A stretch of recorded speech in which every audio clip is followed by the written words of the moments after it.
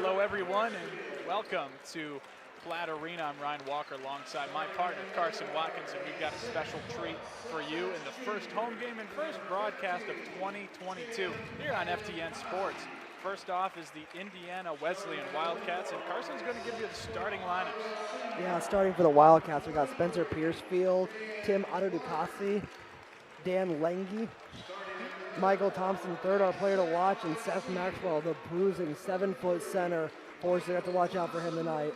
You're going to have to watch out for a ton of guys, Carson. I mean, this is the number 9 team in the entire country, number 1 in the Crossroads League. They've already won 3 top 11 games on the road this year. They've won a couple of receiving vote games on the road this year. This is just going to be a really tough team. Of course, a team that's won 3 national championships in the last 10 years. But let's talk about our team here, the Huntington University Foresters, who come in at 13-5, but coming off of a 2 losses in a row last week to Marion and St. Francis, both on the road. So, introducing for your starting lineups, here's Carson Watkins. All right, nothing you haven't seen before if you've been around. Starting at one guard, we got Peyton West. Starting at the forward, Ben Hummerkaus. The other forward, Caleb Middlesworth, Hank Pulver, and Zach Goodline. And let's go through a little bit of our players to watch, Carson. We took a look at Michael Thompson III for Indiana Wesleyan, a guy that scored 26 points in his last outing. Of course, there's tons of players on this team that you can pick up.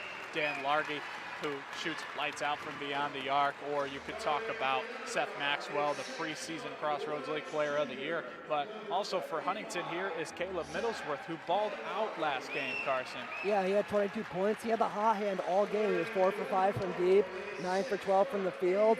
We'll have to see if that momentum has stuck from Saturday to now. They can get them on the board early and fast. Foresters got off to a pretty nice start last year in their game against Indiana Wesleyan, who at the time was, of course, a really good team as well. But they did lose the likes of Kyle Mangus, Carson's maybe favorite player in the league. Well, he's shaking his head over here.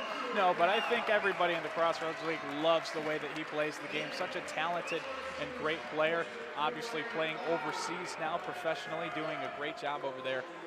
But without further ado, we've got basketball here in 2022, Carson. Yeah, and it's also just to think about, it's kind of like what you said, it's really a pick your poison.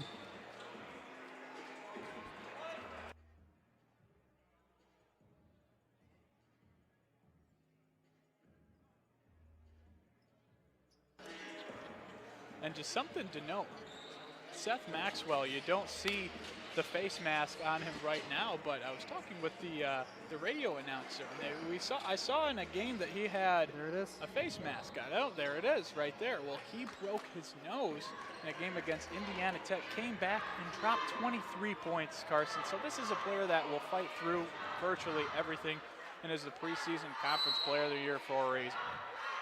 I mean, you remember how good LeBron was when he had a mask on? Kyrie Irving had an all-time performance with a mask on like that. Ron Howard for the Fort Wayne Madians had a couple of them. Quite the comparisons there to start the game, Carson, and the Foresters will win the tip, of course, and take on number 9 Indiana Wesleyan here in the Forest. Already 10 on the shot clock. Foresters trying to find something around the arc. Zach Goodline with 5 seconds, trying to work around Michael Thompson III. He'll go for a lay-in, and that one's rejected by Michael Thompson. Here come the Wildcats on the other end, and they'll have to slow things up and start something of their own here. You notice how the Foresters were moving the ball around the arc. That might have to be the strategy tonight. Maxwell down low getting double teamed, and it works, but the Wildcats get it kicked out, and the 3 is hit there from Spencer Piercefield. Piercing the Foresters on that 3 right there. Early 3-0 lead for the Wildcats. Caleb Middlesworth, our player to watch, will hand it off to West, down low, and gets it over to Goodline. Pretty pass and a beautiful play to get the Foresters started on the board. I really like the play that Peyton said. Like, it was a beautiful pass. Peyton and Zach kind of share those point guard duties. Peyton is a beautiful passer, has several assists on the season, obviously, and it's just going to have to work for them tonight if they want to move this ball around. They're going to have to. Dan Largy fakes the 3, so good at that this season. And now going up and missing that one is the Wildcats. And here come the Foresters on a fast break. And now we'll slow things down with Ben Hummerkaus. It's a good job by Pulver. A lot of big guys down there, but he had the vertical, he had his arms completely straight up and got the rebound. Now the Foresters have a chance to take the lead for the first time tonight. Goodline will dish it over to Pulver. Pulver, floater with the left hand, and that one goes in. And Foresters take an early 4-3 lead here. Dan Largy with the ball. Now over to the corner with Piercefield. Maxwell on Middlesworth. Maxwell working on Middlesworth. Throws this one up and has nothing on it. But the Wildcats get the rebound. They still can't get it to go in. Foresters need that luck tonight if they want to take on a big victory here at home. Goodline, step back three. That one just misses off the back rim, but the Foresters get the ball back. Floater up for Peyton West, looking for a foul, will not get it, and the possession will go over to the Wildcats. You know how much this game means to Foresters, like you said, those 2 losses last week hurt, especially 2 road losses when you are facing 2 really great teams. Ball goes back to the Foresters, a quick turnover. But when you face 2 great teams on the road and can't get them, and those are the lowest ranked team that you're going to play this next 2 weeks, that had to hurt. And you saw the bench right there. They were up on their feet after that rebound, and they got the energy. They're going to bring it. There's a lot of red in here tonight, Ryan. So there's going to be a lot of energy from both sides. It's going to be a long game tonight. Yeah, those fans travel really well, Carson. Obviously not last year due to COVID-19, but it was quite the matchup here in Platt Arena, as we do have a stoppage of play. Have something to do with the scoreboard or maybe the shot clock, I believe. And now we're going to take a break. Wonder if they're going to. I guess. I'm thinking there might be a review, unless they're going to talk about it. I wonder if who it tipped out on last. That's what I'm trying to figure out right here. Well, we're going to keep it here for the time being now, but the officials discussing something. I'm not exactly sure what they're discussing. Maybe they're talking about dinner plans after the game, but I don't think it's a very good time for that right now, Carson. I'm a little hungry myself, so I agree with them. Yeah, I don't know, because we just talked to them that we've made it clear that they can review if they need to. I think that there's something wrong with the scoreboard. The scoreboard just turned off. Well, that's how you end up in a tie, is you just turn off the scoreboard, right? Or you just say that you won at the end of the game. Yeah, it is 4-3. I think we can go home now, right? Yeah, sure.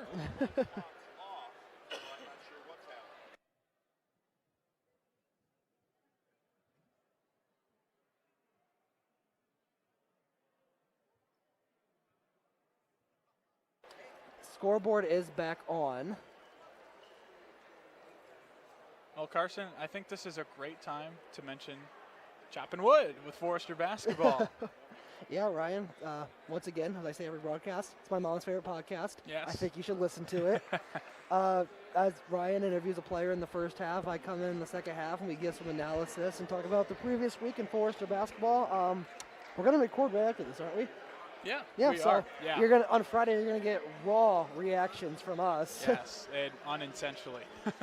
But we will be recording that tonight. You'll hear it every Friday around 12 o'clock or whenever I remember to post it. Carson had to remind me over Christmas break. But yeah, we talk with a player for the first couple minutes, and then Carson and I will talk some more, and we'll talk basketball. We're back. And we are back. Scoreboard is hopefully working and everything. Zach Goodline's got it, trying to facilitate an offense here. Over in the corner, wide open, Ben Hummerkaus for 3. That one will not fall for him. Tim Adudakasi over to Dan Largy now at the top of the key. Being guarded by Hummerkaus will be a tough task. Largy's got it. Now over to Maxwell, take a jump shot. That one will not fall for him. A little bit cold for Seth Maxwell so far. Yeah, it's really interesting. I was just thinking some of these shots the Foresters cannot afford to miss, but yet they get down low, and Caleb Middlesworth gets 2, and they're answering for the Wildcats. That's our player to watch, Caleb Middlesworth. Had a 20-plus game, his career high at Marion in the losing effort. Largy's going to take a 3, and this one bricks off of the top of the board. Great close-in defense from the Foresters, and here they come on a fast break, but Goodline He will slow it down, I believe. Yes, he will. It was kind of a 4-on-1 in favor of the Wildcats at that moment. Is that Goodline's fearless? I'm surprised he just didn't take it. Peyton West now with the ball. Now over to Middlesworth, who had a good edge, and that layup just will not fall for him. Now the Wildcats will try to cut into this lead or tie with a 3. Dan Largy with the ball. He's going to take a 3, lethal from out there, but he's 0 for 2 to start the day. Now over to Michael Thompson, and now Piercefield will get through. This one with Maxwell. Maxwell will throw it out. Now this 3 for Ado Dukasi. That one will not fall. Thought Maxwell, it looked like he almost stabbed. Bench was looking for a travel. Couldn't really call both ways. And they're going to call this one out of bounds on Zach Goodline, who's not really happy about that one. Still talking to the official about it. But we're going to have to go to a break here. And so we'll, oh, geez. Goodline really not happy with the calls there. He's going to have to calm himself down. And this is a huge game, Carson. But we're going to head to a break off the first media timeout. Foresters have the lead here really early on, 6-3.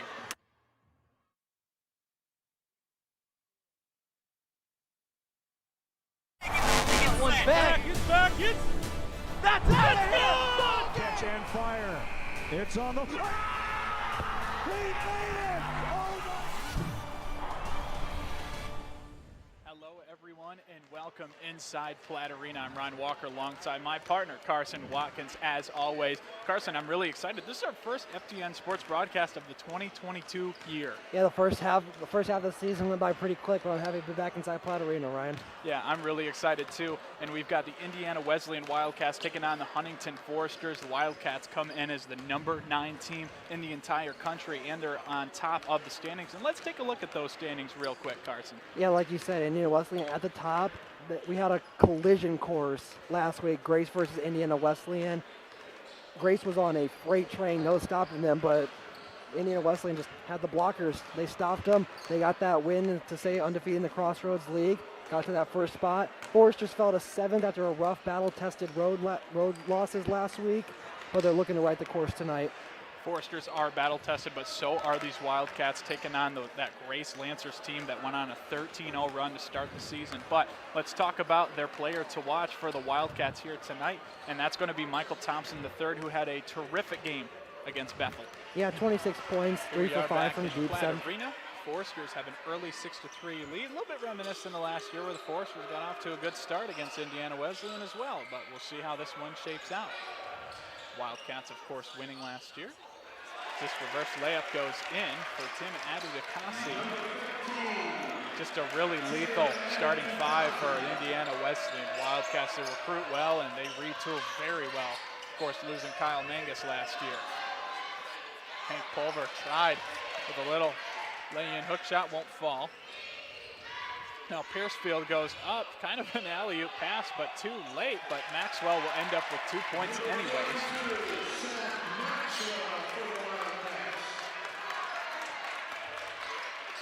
Fear the mask, Ryan. Fear the mask. Fear the mask.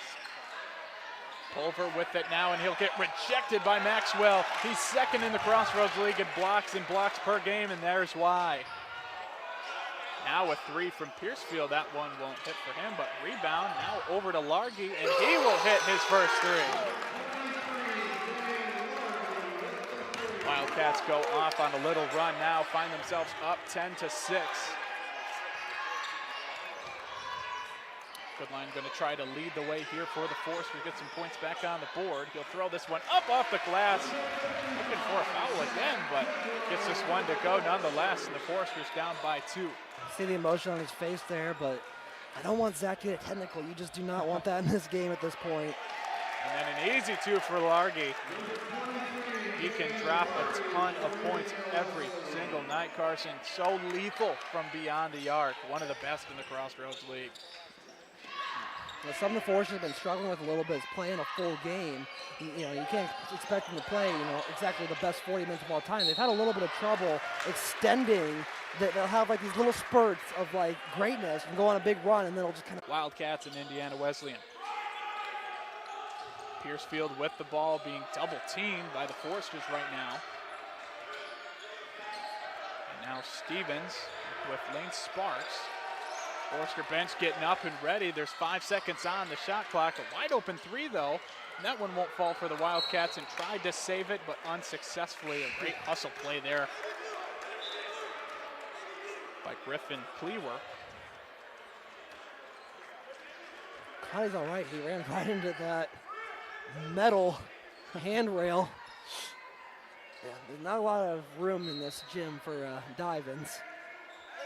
But hey, As long as it's not towards us, we're fine. just don't hurt our monitor, please.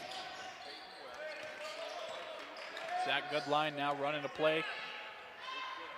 Freshman Lane Sparks has it now over to Ballinge. An intense defense here from the Wildcats, right in the faces of the Foresters, but Lane Sparks will find a three, and there's his first points in this rivalry between the Wildcats and the Foresters. He gets on the board.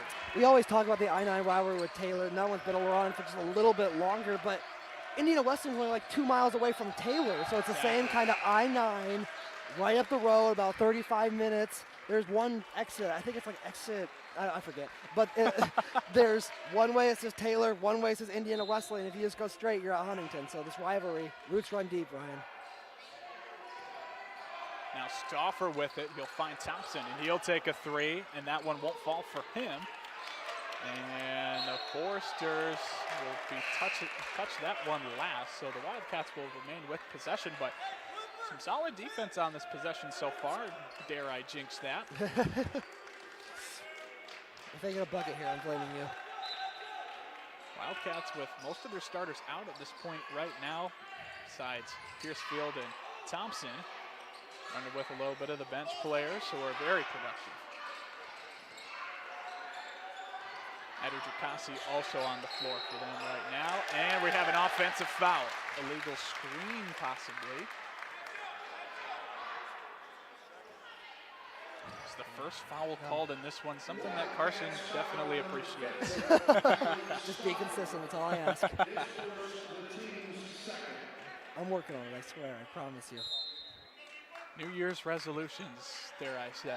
That's exactly what it is. Foresters looking to extend that 1 point lead. Good line with it now with Adderjacassi on him. Mitchell Wilson enters the game. Here comes Sparks, who wanted to go up for the shot and just ended up passing it right to the Wildcats. Now in the corner for three. That one won't fall, and the Wildcats will get it back.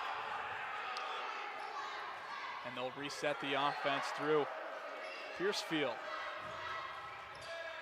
Maxwell back in the game now as well. He's going to take a jump shot, and that one won't fall for him. Caleb Middlesworth doing a great job defensively on the big 7-footer in preseason. Crossroads Player of the Year, Seth Maxwell. Yeah, that's a tough matchup. I mean, usually Caleb, it's about a 2-inch difference, but that can be a lot, especially Maxwell has quite the wingspan, too. That's another thing really underrated about his game, so Middlesworth is playing great so far. We'll see if he uses that here. He won't. Gives it off to Spencer Piercefield. He'll try to go up for an oop, but a great block by Lane Sparks. Oh no, they call a foul. Okay, so we got a foul on Lane Sparks. So that will be likely a shooting foul, but there's no indication of a free throw right now. Dan Largy will step back in the game for Spencer Piercefield, giving him a break. Yeah, that's not a shooting foul. They haven't even added a foul. No, the official never came. They put on the scoreboard for Lane. That's surprising all around. Michael Thompson, the third with it now. Largy out there as well. Now Cleaver with it. Staying tight on that is the Foresters. Now finds Maxwell. And they're going to call a traveling violation there on Seth Maxwell, and the Foresters bench erupts after that one, of course. I think they thought they were getting a foul call. I think the bench is about ready to possibly take a zebra with them in the Lions cage, but no, they'll take the travel. High emotion game, Ryan, high emotion game. It's only the first half, too. Oh, boy. Oh, boy. Good line with it, and he's going to not turn it over. Middlesworth has it. Now Wilson goes up for the lay-in, and he gets his first 2 points of the game as well. This place is loud, Ryan. Like you said, this is going to be an emotional game. It's only the first half, but the Foresters and Wildcats are going to have to contend with that. It's going to be a fun one. Buckle up, everybody. Middlesworth and Maxwell. Middlesworth staying right on Maxwell. And now for 3, that's going to be Cleaver, and he's going to hit a 3 in response to the Foresters. It was 2. And they call it a 2. Thank you for that. That's what you're there for, man, to catch all these things that I don't. Likewise. Lane Sparks, fearless down the lane, working over Seth Maxwell, the senior. And we're going to get I was going to say timeout, but, there's some blood on the knee of Griffin. Clee Weiler, he looks to be okay, but you do have to clean that up. You really don't want to give that to anybody else, especially in a world pandemic, Carson. Yeah. They're, he didn't bleed on the court, so our medical team, great medical team, doesn't have to come out, but he's going to have to come out. That's a missing piece for the Wildcats for a little bit. Didn't need to use any of the mops either. It's a travesty. Maxwell with it now. He'll find Dan Largy, who just cuts in back door over Lane Sparks. So the freshman, Lane Sparks, getting it done on the offensive side, but they're also finding matchups against Sparks as well. A very good defender, but they are going to challenge him today, being such a young player. Wilson driving the lane. He'll kick it out to Goodline, who fakes the shot, and now will drive, will go up, and he'll get blocked by Maxwell. Maxwell already with 2 blocks here tonight, averages 2.3 per game.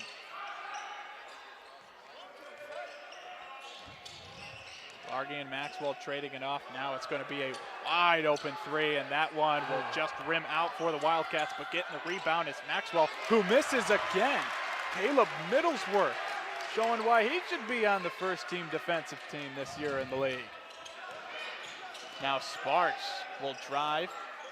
Now kick it out to Goodline. Goodline with a drive. He'll go and fake the pass and go up for 2 over the league's second best shot blocker, Seth Maxwell. Wow. A lot of these guys, especially our guards, are being very fearless right now. They're just running into that lane and taking on Seth Maxwell with no fear. This one's going to be tipped by Hummerkaus off of the pass from Largy. Here comes Lane Sparks. He goes up and in for 2, and it's good. Timeout, Greg Tonagel. The Foresters are ready for this challenge, taking on a 21-16 lead with 8 minutes left in the first half. 30-second timeout. What a play by Sparks. He was running up the right side of the court. He called the pass. Great awareness. I'm not exactly sure who got the assist, but great awareness. Sparks threw up his hand like a wide receiver. They contacted him down the lane, and we got the 2. Foresters in the lead right now. The Foresters are up for the challenge. They had a couple of really tough games last week, and unfortunately they weren't able to pick up those wins. But we'd like to take a look at our sponsors here, Carson, and just thank them, of course. Thank them so much for sponsoring Platte Arena and making these athletic events and our jobs, especially, a reality. This is the greatest job in the world, Ryan, if I do say so myself. Yeah, so it's really fun. Thanks to these people. Indiana Wesleyan is a well-coached team, though, Ryan. They are really good out of the timeout. So they showed that to the first media, but they're obviously a little frustrated right now. Not where they're used to being. But like I said, the Foresters cannot let off the gas yet. Once again, marathon, not sprint. We're going to get a foul called, looks like, on Peyton West. And you mentioned that Greg Tonagel is a great coach, and he coaches well, of course. I mean, let's look at his accolades here. He's in his 17th season, 3-time NAIA Coach of the Year, 3 national championships for them. In 12 of those years in his 17, regular season champions in the Crossroads League. Quite the resume for the Valparaiso former player and graduate. Foresters trying to pickpocket the Wildcats here. They'll finally go up and in for 2 from Tim Adedikasi. They'll cut the lead to 3. Foresters on top. Goodline will try a drive, but just gets swatted by Maxwell, again adding to his block total. Piercefield over in the corner for 3. Tie game. Like I said, Ryan, great out of the timeout. They just proved it there, having a 6-0 run right now, and this is where the Foresters need to answer.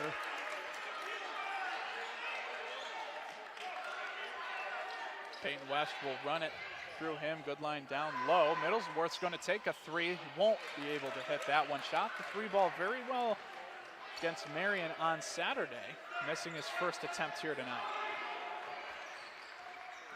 Piercefield now at Maxwell, who can shoot from deep. Will miss that one. He won't shoot it very much, but he definitely can shoot that. It's definitely in his arsenal. Don't really disagree with the shot selection there. Nobody was guarding him outside the perimeter, so why not take it? And just didn't work out in his favor. Peyton West will dish this one. Hummercows, tough three in the corner. That one won't fall for him. Foresters go a little bit cold here on the 6-0 run. As you mentioned, Carson, we'll see how Foresters can defend the Wildcats on this possession. That was a beautiful dish out there by Peyton West, too. The Foresters, they are going to pickpocket this one. Here's a 2-on-2 with Goodline. Goodline goes up and in for two, and that one's good.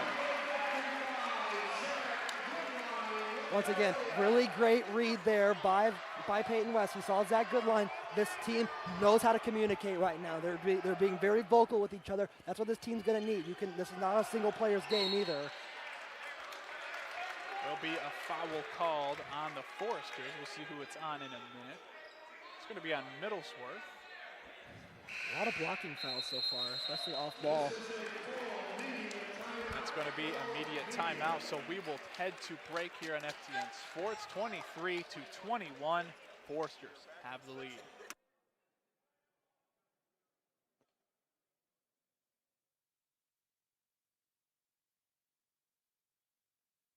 Were assembled in 1911 and haven't differed much since then. We still stay true to our local roots, aiming to support, uplift, and celebrate the citizens and businesses of Huntington. As proud lenders to and patrons of our local businesses, we make our community an even more prosperous place. And when you support local banking, you play an important role in Huntington's success stories. No matter what financial product you may need, your business is an invaluable opportunity for us to strengthen our relationship with Huntington, which we're fortunate enough to call home. Bippa State Bank is banking at its best. We believe in community banking. Welcome back to Platt Arena. Foresters taking just a 2-point lead here against the number 9 Indiana Wesleyan Wildcats. And something that Carson and I just noticed, Seth Maxwell is 1 for 6 from the floor. He does have 6 rebounds, 4 assists, and multiple blocks, but this is a guy that's averaged 17 points per game at least in his last 3 seasons. Yeah, like 2 points, 1 for 6 from the field, 0 for 1 from deep. Just not what you're used to seeing from him. So how about Caleb Middlesworth, though? Caleb Middlesworth is playing great defense. Offense is not quite there yet, only 2 points, but when you're playing that kind of defense, analytics show how you're helping your team. Once again, scratching below the surface just a little bit. If you look at the stat pad, you can see Caleb Middlesworth's contributions. 2 points, an assist, only 1 foul.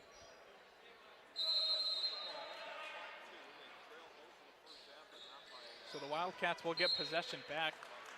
West tried to block that one out, and he was successful, just trying to let the Wildcats know, I'm right here. Change the play call, too. Oh. Peyton West. Set him on his skates. Staying right on Spencer Piercefield. Now we'll throw it down. Now in the corner for 3. That one won't fall for the Wildcats, and here come the Foresters. They want to play with some pace. And now we'll slow it down. Comfort had his hands up, saying, hey, let's slow it down a little bit. Yep. Time's on our side. Well, Lane Sparks is going to take a 3 right away. This one will be rebounded by the Wildcats. So 1 for 2 for the freshman phenom, Lane Sparks. Largy with it, he'll throw it down low. What a beautiful pass from the top of the key to get it down low to Alex Stauffer. We're seeing a guard play clinic here today, Ryan. I mean, that was just a bullet pass right to him, right through the defender. Pover going to take his first shot of the day from beyond the arc. It won't go, but Hummerkaus will get the tough offensive rebound and get the lead right back from Indiana Wesleyan. That's what we call on the block a pass. With the rim, right in Hummerkaus' hands, got the bucket anyways. Yep. You still get the assist. Stauffer will get it to Largy. It's being guarded by Peyton West. A little bit of a size matchup. Largy gets this one stripped away, but gets it right back. Some bad luck for the Foresters, and it gets it up and in for 2. Largy leads all scorers now with 9 points from the floor. Foresters being pesky so far. They're really poking that ball away really well. The problem is once they poke the ball away, they're having trouble grabbing it for themselves. That's going to have to be a change. Mitchell Wilson, confidence, will shoot the 3. That one will hit. Will be too far and too strong for him. We're knotted up at 25s. Foresters definitely want to watch shot selection tonight. This is going to be a close-knit matchup. It could be a 1 or 2 possession game. You got to watch your shot selection.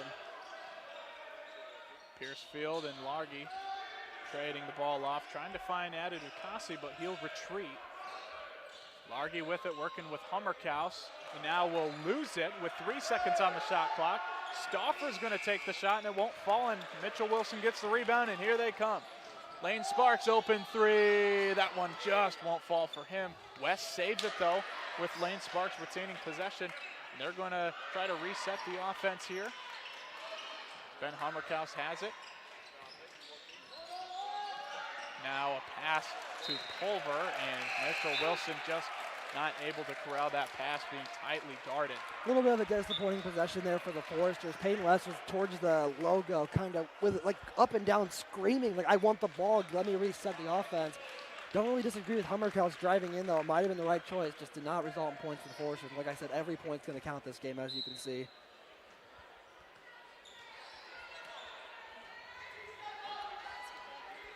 Goodline and Spencer Piercefield, 2 very talented point guards, just guarding each other. Maxwell back into this one, being guarded by Hank Pulver. Pulver on Maxwell. Maxwell just too short on that one, and his cold night continues.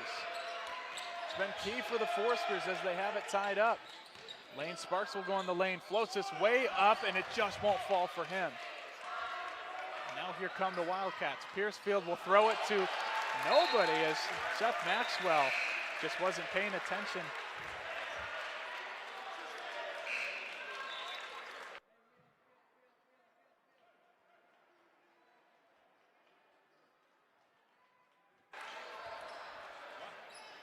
So Spencer Ballinger checks into this game, as well as Caleb Middlesworth. So Seth Maxwell will still be tightly guarded, of course. Good line with it now. He'll drive, float this one up, being double teamed. Not sure that's the shot you want there. Especially with 25 seconds left on the shot clock. Like I said, shot selection is going to be huge. These possessions are crucial. Everybody's on a cold streak right now, but any points are going to be crucial here soon. Well, Hummerkaus had it going down the court, but he gets it stolen away from Indiana Wesleyan, and now Michael Thompson with it will lob this one up to Maxwell, but he wasn't ready for it. Now over to the side. Now driving through, and he'll get a foul down low. Seth Maxwell, he's a very smart player. This was just uncharacteristic of him. 2 straight possessions, he's just missed a pass because he wasn't, I don't want to say not paying attention, but didn't have the court awareness to kind of see that the ball was coming towards him. I don't know if there's a communication issue for the Wildcats. I don't know what it is, but you just cannot have that from the player of the year on your team. Wildcats trying to break this tie with Dan Largy, who goes up, lobs it over to Seth Maxwell, and right on cue goes up and in for 2. There we go. Wildcats take that 2-point lead here with just under 2 minutes to go in the first half. Hummerkaus going to take a confident 3. That one won't fall for him. The Foresters gone cold from beyond the arc here in the last few possessions. Largy down to Maxwell, who will get this stuffed by Spencer Ballinger, and the Foresters will get a key possession right back here. We'll see if they capitalize. Goodline driving now with the left hand. That one won't fall, but a foul is called, so Goodline will be heading to the free throw line.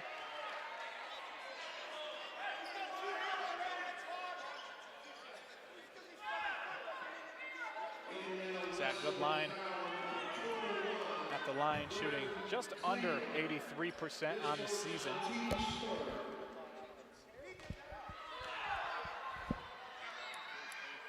Oh, just one won't fall for him. Hank Pulver will enter the game in for Ballinger. Ballinger playing some meaningful minutes. Always great to have coming off the bench for the Foresters. Goodline's second free throw will not fall for him, so the Foresters can't capitalize on the foul. Once again, very uncharacteristic. 82% free throw shooter on the year, just really uncharacteristic. And those free throws can start to add up. Look what happened to them during the Taylor game, Ryan. Dan Largy will hit this three, and they're going to say no shot. Kick ball, and it's going to be going over to the Foresters. Wow, what a call by Peyton West Loveton. Lily really thought we had a change of momentum there. That was drilled. Yeah, that's a big call. So the Foresters now will inbound. We'll see if they can take advantage of the call.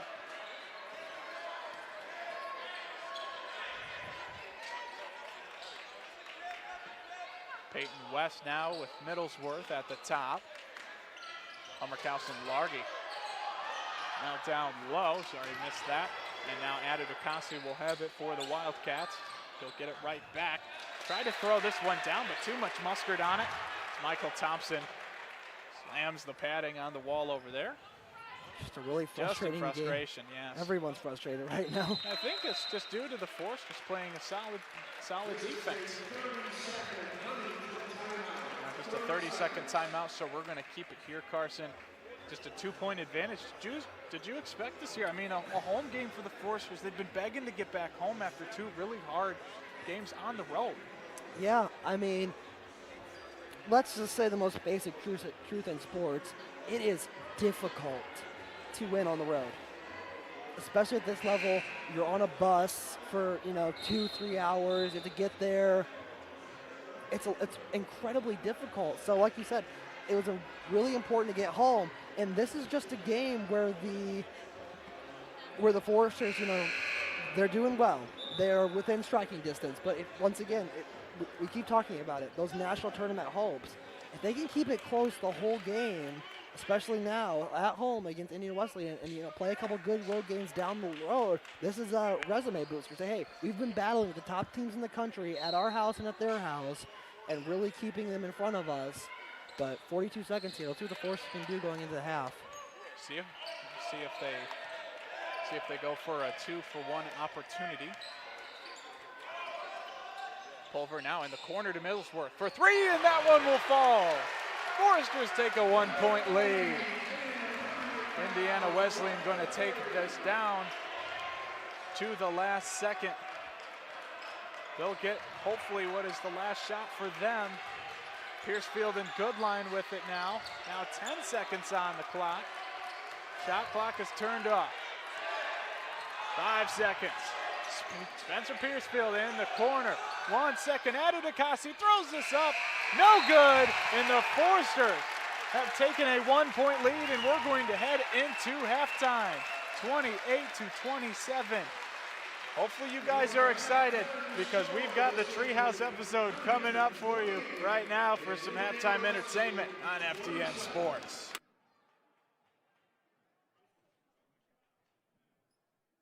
We'll see if Dylan Herring can keep it rolling in the virtual bowling world. Stay tuned.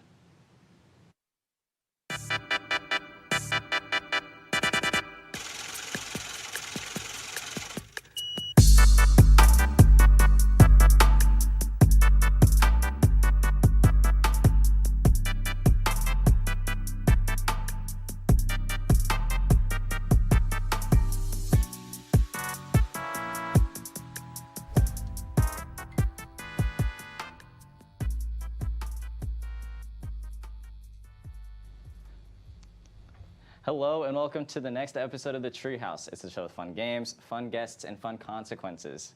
Today, we've got in the studio senior Dylan Herring.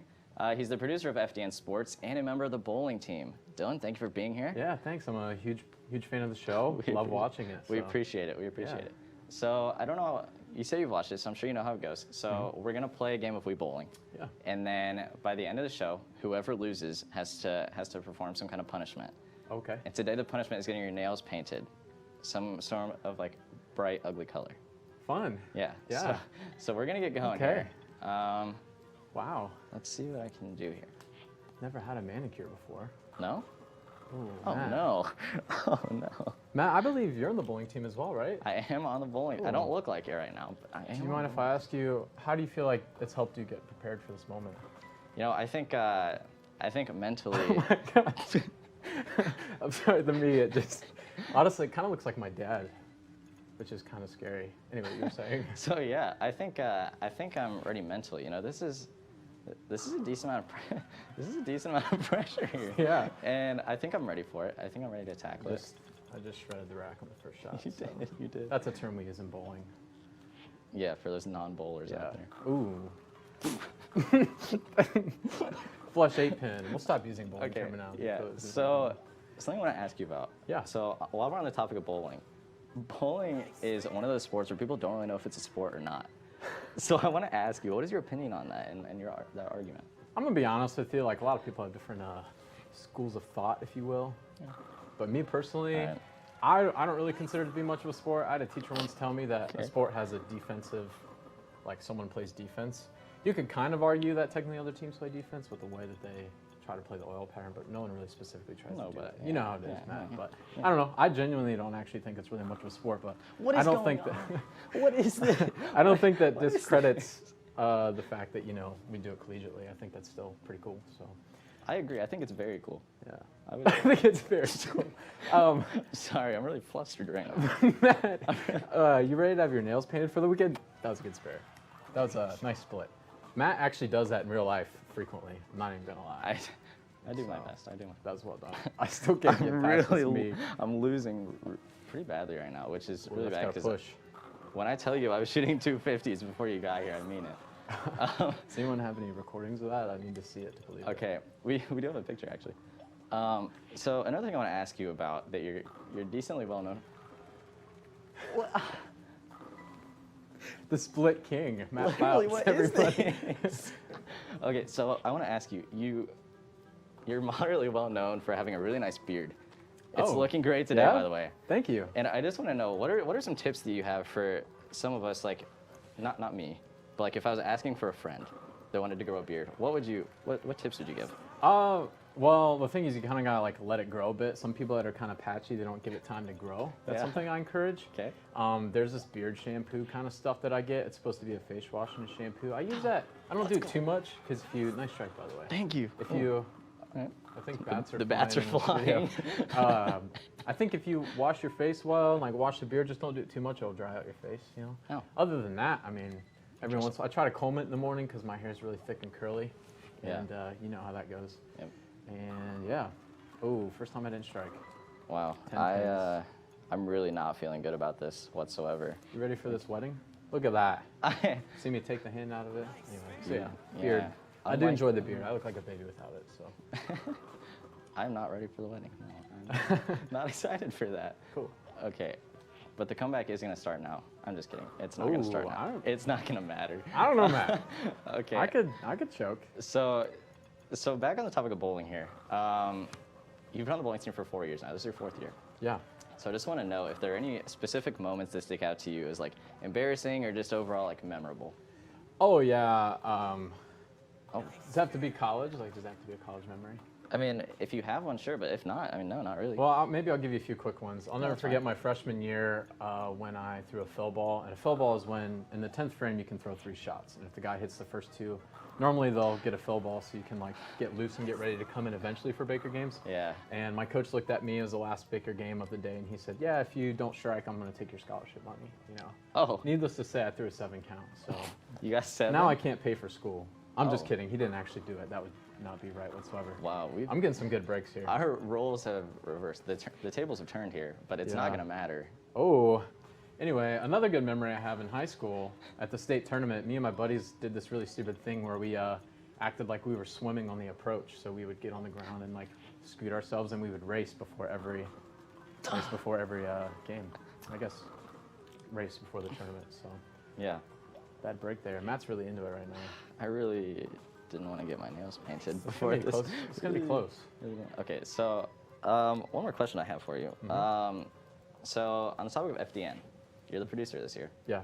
FDN Sports. So with that comes some danger, of course. Sporting events, things flying around. Right. Flying, literally, yeah. Yeah. So something I wanted to ask you was with the equipment and stuff. Like, have you ever had any close calls? All the time, literally all the time, yeah. Actually, you were there yesterday. We were struggling to get audio figured out. There's just always a lot of moving parts with broadcast equipment, and you never know what's going to work and what isn't. So that's Right. kind of the name of the game, if you will. You're right. Hoping I strike on this. Ooh, Matt, I think you came back. This is really close now. I'm going to go nuts. Oh! But yeah, a lot of that honestly is a pretty frequent thing that happens is Yeah. something that's working. You kind of see me running around the gym and trying to troubleshoot, so. Okay. So here's the last shot here. Ooh, split. Okay, so unfortunately, that is all the time we have for the game. So coming up after the break, I'm not sure who won, but I think you might have, but you also got an extra frame. I got an so. extra frame. mind No, if I- you did win. You did Oh, win. did I? Okay, so coming up after the break, you get to paint my nails. Cool. Stay tuned for that. I'm excited.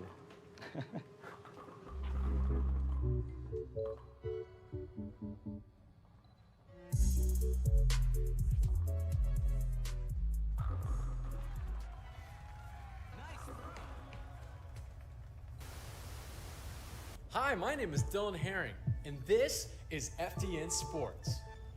Are you interested in sports broadcasting? Well, then you need to get connected. As a producer of FDN Sports, I have many opportunities just for you. Run a camera,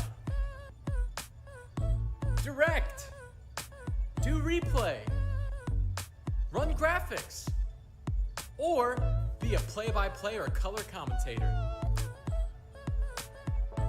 Are you looking for an on-campus job? Do you need money? Email me at fdnsports@huntington.edu.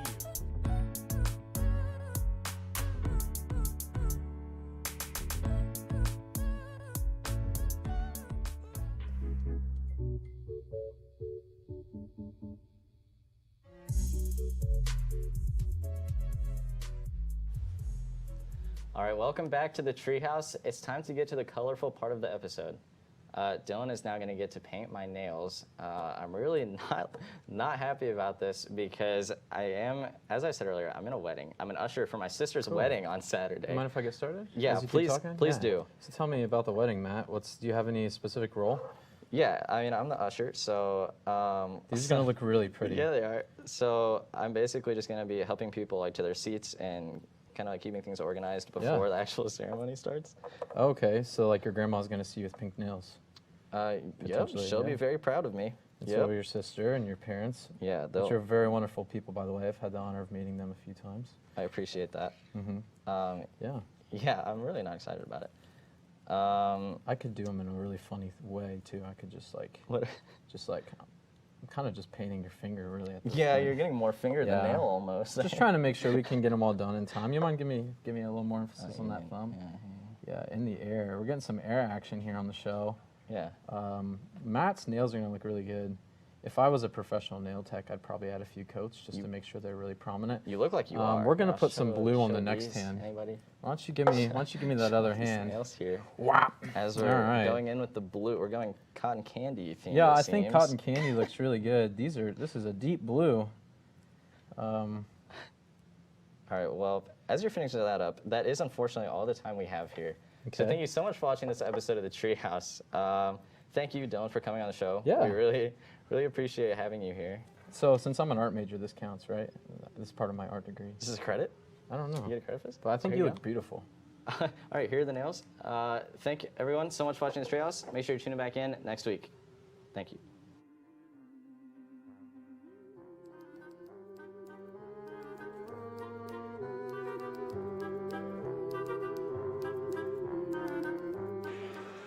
Hello, He brings the everyone, heat in the alley welcome and in the director's back chair. inside On this Plaid episode of Arena. The Here's Treehouse, some we'll see if halftime Dylan Herring analysis. can keep it Ryan rolling Walker, in the Carson Watkins, as always, 28-27.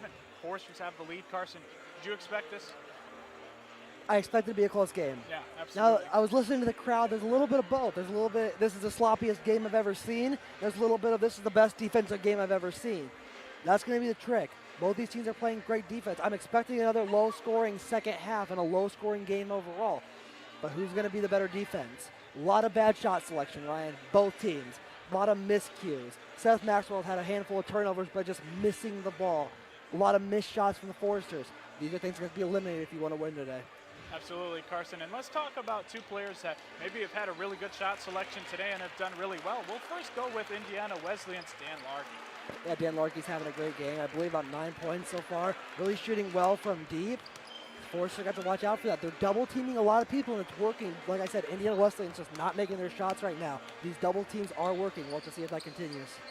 Absolutely, Carson. We'll talk a little bit about Zach Goodline, who got started a little bit. He struggled a little bit from on the floor, but he does lead the way for the Foresters with 8 points.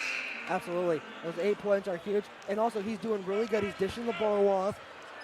He's facilitating the offense really well. Like I said, the main key is there's going to be shot selection at this point. There's a couple of them that are questionable at best. A little bit of drive-ins where maybe you don't need it at that time. New Year's resolution, Carson. New Year's resolution. I'm working on it, I swear. Honesty is, I'm still honest. That's the thing. It's just a little bit better shot selection, great defense. Both, this is an even matchup so far, Ryan.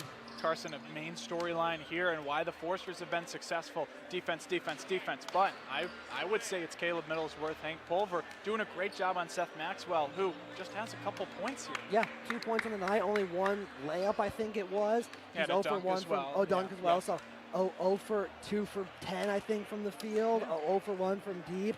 They're frustrating him down low, and it's showing. Yeah, they sure have, Carson. What do you think is the main thing that is keeping the Foresters in this game? Their defense. They're just, this has been a really, like I said, even matchup. Both teams are really just striking forward, striking back. You know, it's been a little bit. So right now they need to stop the run.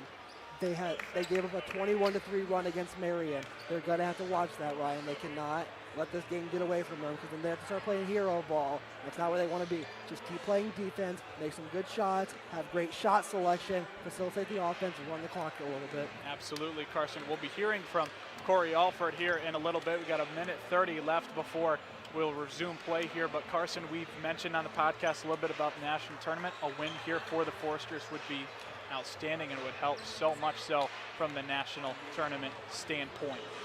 Absolutely, Ryan. So you never know. This is the biggest second half of the season right here. Absolutely, and they have another opportunity Saturday here in Platt Arena. We encourage you to come out or watch, of course, on FTN Sports. Carson Watkins and Ryan Walker will be on the call, of course. And we're gonna have some fun, man. It's a new year, but same old Crossroads League basketball. Hey, it's intense. It's fun to watch. So I think we might have to nix the interview, Ryan. We're running out of time here. So yeah, let's get back to the desk. Yeah, absolutely.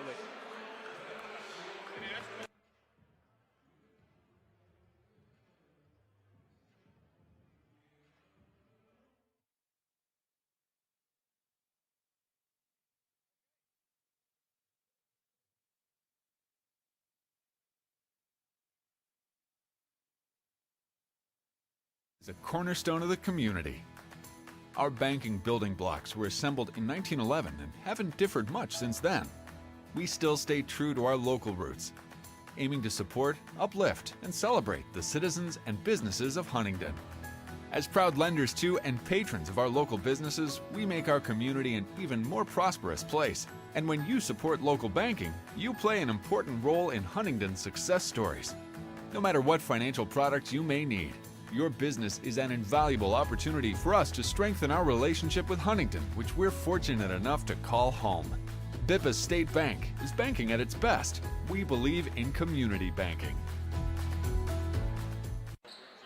Welcome everybody for some second half action of play. Indiana Wesleyan, number 9, coming in to Huntington, have a lot of road victories this year against top tier opponents, but Foresters holding them off right now with a 1-point lead. We'll see how that unfolds as someone lost their shoe. That's Zach Goodline, who picks it up and tries to throw it away. Now in the corner is Adu Dakasi, and they take the lead right back from the Foresters. Just to start that water, as Zach Goodline puts his shoe back on. There we go, it's on. Yeah, now he is ready to go. And so are the Foresters on offense. Hank Pulver with it now. Had an open shot, but instead is going to challenge Seth Maxwell, who gives him a block, but can't corral it, and now the Foresters will get the ball back. Yeah, shot clock's at 11. I was wanting to know if Maxwell held possession enough to reset it, at least get the 20. I thought it hit the rim, so I'm pretty sure it should be 20, but nonetheless, Foresters have 10 seconds to do something now. Millsworth over to Pulver, double team, but he's down low on the block and gets it up and in for 2. Lead goes right back to the Forest. Adu Dakasi and Hank Pulver throws this one up, gets nothing on it, being guarded by Pulver, and they're going to give this one to Huntington. This Forester defense is still frustrating these Wildcats, especially in the paint right now. Wildcats 3 for 14 from deep. Once again, uncharacteristic, Ryan. That's really been the name of the game for both teams so far tonight. Wildcats are normally a 39% three-point shooting team. Peyton West goes up and in for the lay-in for 2, and you mentioned the three-point shooting. They're 6th in the country in three-point shooting, but the Foresters have done a really good job. They did it against St. Francis, who was top 5 as well, and they did not shoot very well from deep. Now we're going to get a foul call down low. Middlesworth clapping in excitement. Fouls on Pulver. So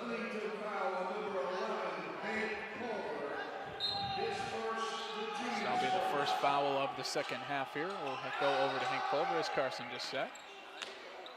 Quite the athletic leap there from Michael Thompson to get that inbound pass. And Largy get this tipped right out of bounds. Peyton West thought that might have been off of Indiana Wesleyan. He pleads his case. And the Indiana Wesleyan bench is very upset about something. I think they're upset with the positioning from Tim Adekasi there. We'll throw this one up to Maxwell, but Caleb Middlesworth will block it, and the Foresters get this one back. Hank Pulver will bring it up for the Foresters, unconventional there, so he gets it back to Goodline. Wildcats got to be careful. They're getting very emotional on that bench. This is not a position they're used to being in, but these officials aren't going to take that for 20 minutes. Peyton West will drive, run into his own teammate, and they're going to get a travel on Ben Hummerkaus. Very unfortunate there from Huntington. Really an interesting play. They kind of collided. I don't know if Ben, I'm going to take the official's word for it. I'm working on that. They collided with each other. I don't know if Peyton or Ben had the ball. I don't even know if either of them had the ball or if even 2 steps was taken, but I think that's the smart call for that moment. Spencer Piercefield with it. He'll float this one up. That's too easy for him. Now cuts the lead to 1. Really interesting. Hummerkaus was on the block and didn't kind of slide in under him. I think just want to take it. He would have been in the restricted zone, so maybe that might have been a smarter play. Peyton West with it now. He'll go up and drive. This one blocked again by Seth Maxwell.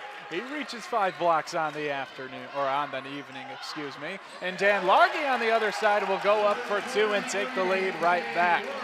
A seesaw battle here in the second half, just as it was in the first half. And we're going to get an offensive foul on Huntington. So now momentum will head towards Indiana Wesleyan.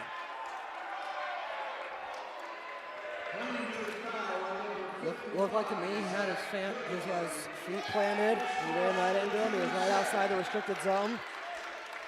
No complaints here, Ryan. You're growing. You're growing. I'm trying. I swear. It's a battle. It goes against every bone in my body, but I got to do it. 1-point advantage for Iwu. Dan Largy with it. Tries to drive, throws this one up, and we're going to get a foul call. So Largy will, I believe, head to the free throw line. And he will. He's a very good free throw shooter, 85% on the season. It's a transfer from Palm Beach Atlantic University, the Sailfish, Carson. Ooh. Down in Florida. Nice little tidbit there. All right. I like that mascot. Comes up to the cold. Kind of not, I wouldn't say fill in the shoes of a Kyle Mangus, who they lost last year, a 4-year first-team All-American, of course, in the NAIA, but definitely comes in and scores for Indiana Wesleyan. He was a 2015 graduate as well, Carson, so he's been in college for quite a while. Of course, COVID and red shirts and that kind of stuff keeps you in. See more of that now in all sports across the country. Peyton West with it now. He's been more active this half. And now down to Middlesworth, and he's going to miss the bunny down low. Missed opportunity for Huntington there. And here come the Wildcats. Maxwell thought about it, thought better of it. Now dishing this one out and getting it to Adukasi, now over to Piercefield. Being guarded by Goodline. Piercefield and Goodline. And Goodline's going to get this. It didn't get the steal, and then it goes right back to the Wildcats. Up and in and an and one. Coach Alford's looking for the jump ball. They were kind of tied up. It was freed. I don't think, unfortunately, I think he was arguing that call just a little bit too late, because if they would have got possession, I don't think he'd be arguing it, but that's huge. That's a huge call right there. Zach Goodline could not have played better defense on that. Ball ends up in the Wildcats' possession, and they take advantage of it, now have a chance for an old-fashioned three with Luke Stevens at the line. 82% free throw shooter on the year, looking to improve that with this one shot. And he will. That's what I mentioned, Ryan. You just cannot give up a run here. The Foresters need to get on the board quickly, because the Indiana Wesleyan bench and fans are getting chippy, and they're getting loud. Like you said, there's been a momentum shift. Lane Sparks will come back into the game. First time in the second half. Goodline with it, and he's going to get bumped, and that'll be a foul. Wildcats were looking for a travel.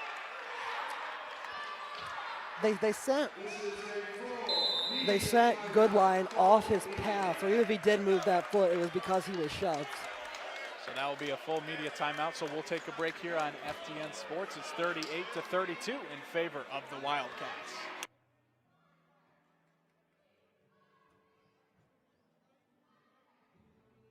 Since 1981, generations of loyal customers have trusted Elliott Insurance to protect them during life's ups and downs. We have a variety of packages and providers for home, auto, life, business, recreation, and health insurance available to you at your convenience. You can visit us at our branches in Fort Wayne or in Huntington. We can help with anything from finding a new policy to answering any questions you have. We care about your personal journey and can't wait to meet you.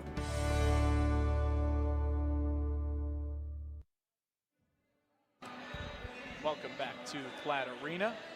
6-point lead for the Wildcats as they go on quite the run, thanks to a three from Tim Adekasi early on, and just an offensive explosion from the Wildcats. And we can thanks to Dan Largy for that. He's got 4 here in the second half.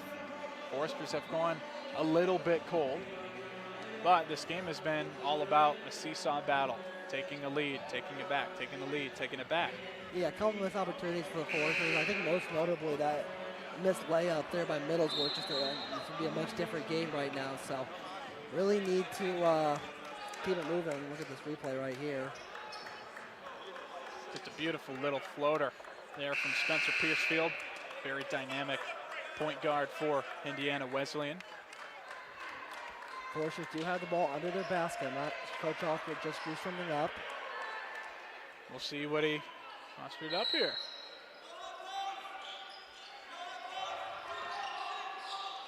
Goodline will get it back after the inbound. Now over to Hummerkaus. Little alley-oop kind of play, and Hummerkaus lays it in, no problem. Hearts of Foresters Nation just dropped, and they kind of bounced back out and then back in. So it ended up working, but that was a scary one for Foresters Nation. 4-point lead now for Indiana Wesleyan. Treading it off the top of the key. Stevens getting kind of triple teamed, and they forgot about Dan Largy. They're not going to get a call, and now they're going to get a call on Largy. Maybe a makeup call on the second one there. Peyton West just got fooled on the pump fake and climbs over top of Dan Largy. They will get the foul that they wanted on the shot. So in the end, officials able to make up for it in a way. But Dan Largy will go to the free throw line. I think Indiana Wesleyan is still upset. I see why they're upset now is because they're not at the the officials are not going to talk about it. The official was down by the basket pointing to say, well, we're going to inbound it, and that's why Indiana Wesleyan was still talking about the call, and I can see why. I can see why, too. I don't really blame Peyton West for it. They're going to give him the shooting foul after all, but yeah. I don't really blame Peyton West. He was kind of ducked over. If he had been standing straight up, there might have been contact and a foul, but he was bent over. Peyton West just caught his knees and flipped. But I mean, if you're flying over top of somebody like that with contact, there's not much you can do at that point. Exactly. Especially going up with the shot. Here's the problem, though. Big problem. 5 fouls from Foresters. 5 minutes in. Yeah. And in a very intense, high-intensity defensive game, yeah, that could be something we need to watch out for. Largy's at the line, and he'll hit his second. 6-point lead comes right back. See what the Foresters do on this possession. Still plenty of time, but can't let it squeak away. It's Indiana Wesleyan hitting on all cylinders and a very good free throw shooting team. Pulver with it. He'll take the 3, and he'll sink it. Hank Pulver, Huntington native, putting the team on his back right now with that 3 as he cuts it to 1 possession. Dan Largy now, fadeaway shot, pretty look for him, nothing but net. That was gorgeous, nice little step back, off balance, nothing but net like you said. That Just veteran a pretty leadership. shot. Veteran leadership from Dan Largy. Now Peyton West with it, and he's going to get bumped, and that'll be a foul.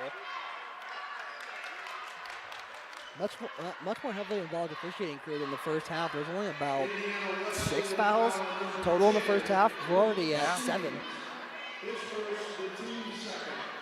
Inbound play here. Foresters want to start racking those up too. They might have started trying to draw a little bit of contact so they try to narrow this gap. Pulver goes in and goes up for 2. Hank Pulver pulling it back in within 3 again for Huntington. Got to have a big defensive stop here. Try to keep themselves in it, but this man, Dan Largy, been beautiful for the Wildcats in the second half. Adukasi, Foresters wanted to travel, but he goes up and in for 2 with no call. Goodline will drive up and in for 2! And 1, Zach Goodline. Like I said, they need to start chipping away at those foul totals. Now they're within 2, just like that. 2 possessions, 2 straight fouls. Now that foul differential isn't looking so bad, but still, gotta be careful. Got to be careful. And now with that, Goodline will go to the free throw line. Largy will take a seat along with Tim Adokasi. But Michael Thompson, the third, will come back in, and so will Seth Maxwell and Spencer Piercefield. Goodline will convert this time, 1 for 3 at the line now, but that one was all too important. Now cutting this lead to 2. Maxwell in Hummerkaus. Now we'll try to knife that through to Michael Thompson, but blocked away from Hank Pulver, who's making his presence known. As Hummerkaus and West comes out of the game, get a break. Sparks and Ballinger back into the game. Interesting matchup here for the Foresters. Mitchell Wilson also out there for Huntington as well. Maxwell will take this shot, and really not close there. He just cannot find his groove, Carson. Unbelievable, Ryan. Just that's what the choreographer needed. They needed to frustrate him. And they have. I mean, the stat sheet shows it. Foresters will settle down and call a play here. They can tie or take the lead. Goodline with it. 7 seconds on the shot clock. He'll drive and kick it out to Wilson. Fake the shot. Up for 3. That one won't fall. Ballinger tried to get the rebound. They do. What a rebound from Spencer Ballinger. 3-pointer for Wilson is good. This place just erupted, Ryan. The Foresters back in the lead, and just look at this crowd. They are going crazy. The crowd needs to keep it up for their home team. And that all started from Spencer Ballinger getting the offensive rebound / tip. And this one's blocked by Ballinger, speaking of. Ballinger's going to pick it up, and the Foresters will settle it down. But no, Wilson for 3. No good from him. Man, I cannot imagine what this place would have looked like at the end of that 3. Oh, darn. I wanted it too. Everyone wanted it, but except for Indiana Wesleyan, maybe. Yeah, maybe not. But everybody wearing green wanted that one.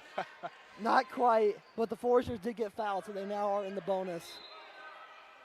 Or Indiana Wesleyan's in the bonus, if I can rephrase that. Yes. 45-44. Foresters have the lead. Wildcats have taken the lead back many times, as has the Foresters, and they'll try again here. Maxwell with it. Now down low to Largy. Largy will get fouled and miss the shot. That one almost rimmed in, but just a little too strong as it rims out. Now this is the bonus right here. This is huge. Now Indiana Wesleyan's the one who has been kind of quiet. They haven't got a foul since those back-to-back possessions. That was a shooting foul though, but like every time Huntington fouls, they're going for the 1-and-1 from now on. Largy at the line. He'll hit his first one there. It's 5 for 5 on the night. So he'll improve that 85% free throw percentage on the year, and he'll continue to climb up with a 6 for 6 showing. So if the Foresters need to foul late in the game, I wouldn't follow that guy unless you absolutely have to. Over with it, he'll drive on Maxwell, and he'll get that one up. 7 huge points in the second half for him. Now the Foresters back up by 1. Piercefield with it, Lane Sparks right on him. Maxwell and Ballinger, they'll call a foul on Ballinger. He has been huge off the bench though, as he draws that foul. That'll be his second here this evening. Maxwell 73%, really not much of a debate there. You heard that forearm get hit all the way from here. So, Foresters now trying to distract him with a loud whistle. Sure distracted us here. So Hummerkaus will come back in, probably more for defensive purposes to help out Hank Pulver and Spencer Ballinger out there guard Maxwell, because that's kind of been the key to this game, and they've been playing really well defensively on the outside shot as well. So if they can continue to do that, I don't know, maybe the Foresters can try to squeak out an upset here in the Forest. Mitchell Wilson with it. Pulver going in for a drive, floats this one up, and that one will roll in for him. The Foresters are getting they're calling a flop on Spencer. No, that would be on Dan Largy, I believe. He had one earlier in the half, or earlier in the first half, excuse me. So, yeah, you know, Ryan, you know me. I was a theater student back in the day. This is just not the time to be partaking in theater. You need to, your team's in a close game and you're going to hurt them with a flopping foul and all the momentum's going your way. I like that analogy, man. As Maxwell goes up and in for 2, that was tough. Ballinger and Pulver trying to work on Maxwell, but he's starting to heat up. He is starting to heat up, and what a good play. We also got to give credit to Ballinger. That could have been an easy foul right there. He kept his hands up, was out of the restricted zone, and he did get the bucket, but he played great defense and did not draw a foul, keeping the Foresters' foul total down for the minute. Spencer Ballinger with it. Now over to Wilson. Wilson gets it up and in for 2. Assist from guess who? Spencer Ballinger off the bench, making his presence known. Dan Largy with it. He can shoot from virtually anywhere. Throws this one up, and they're going to call a charge. Mitchell Wilson. That's what he loves to do, Carson. He does love to take those charges. He's so comfortable just standing under that basket and getting them. Timeout, Indiana Wesleyan, as the momentum is shifted to the Foresters, and this place is on fire. And we're going to take it with them there, 51-50, with just over 10 minutes left to play. Foresters have the lead, and we'll have the ball back here on FDN Sports.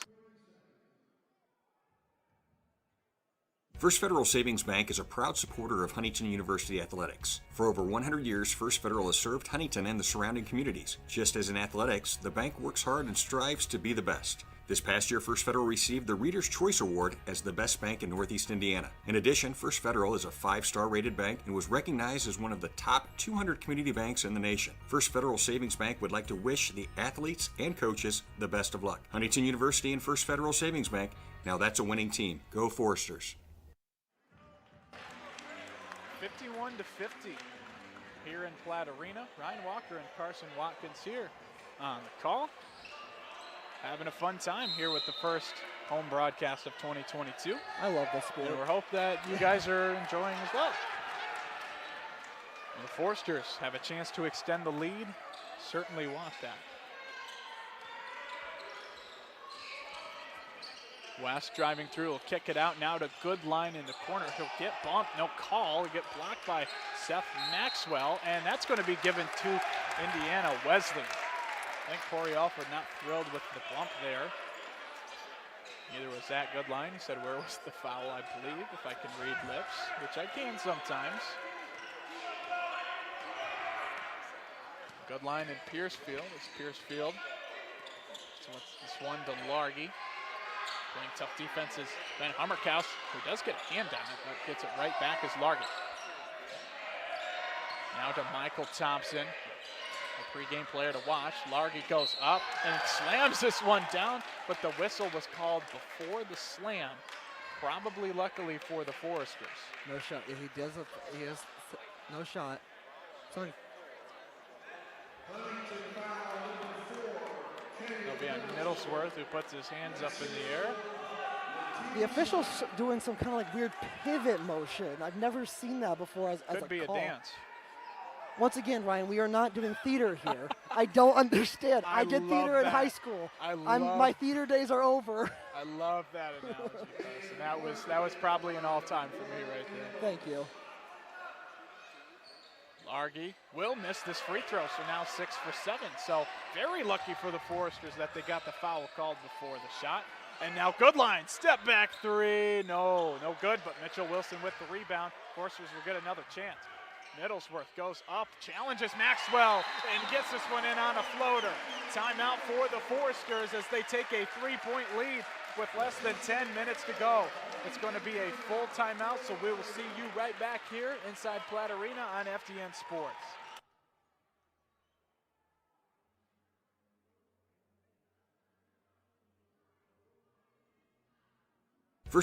As the owner of JJ's, I invite you to visit one of our 7 BP convenience stores. And when you do, I expect you will experience hometown excellence in the cleanest and friendliest convenience stores in your community. Please also consider visiting JJ Java for the best cup of coffee in town, or JJ's Pit Stop for a quick, no appointment necessary professional oil change. Also, if you ever need a clean, efficient environment in which to do laundry, JJ's Washroom is ready to serve you.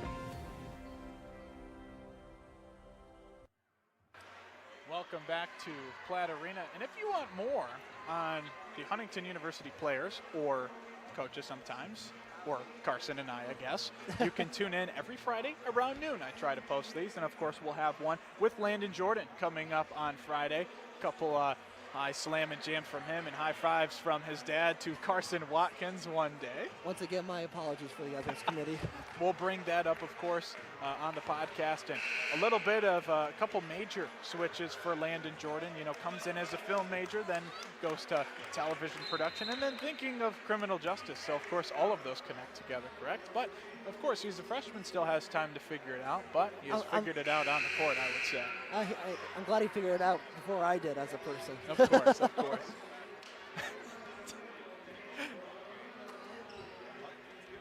I won't ask for your sake. Yeah, you always have to, though, for some reason. I do have to. It's funny. It is pretty funny. Just trying to get people to know you, man. Thank you. I appreciate that. 3-point lead for the Foresters. Indiana Wesleyan has a chance to cut into that or tie. Piercefield off the pass from Maxwell, and they'll cut into the lead.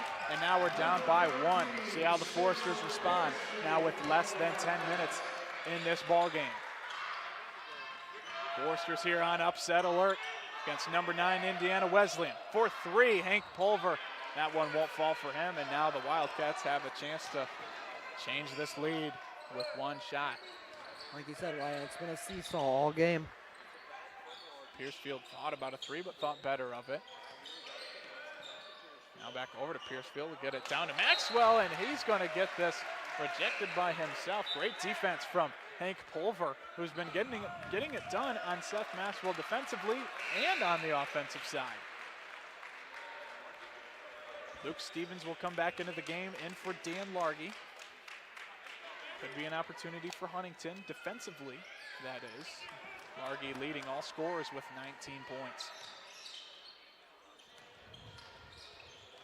Peyton West drives, will kick it out to Lane Sparks.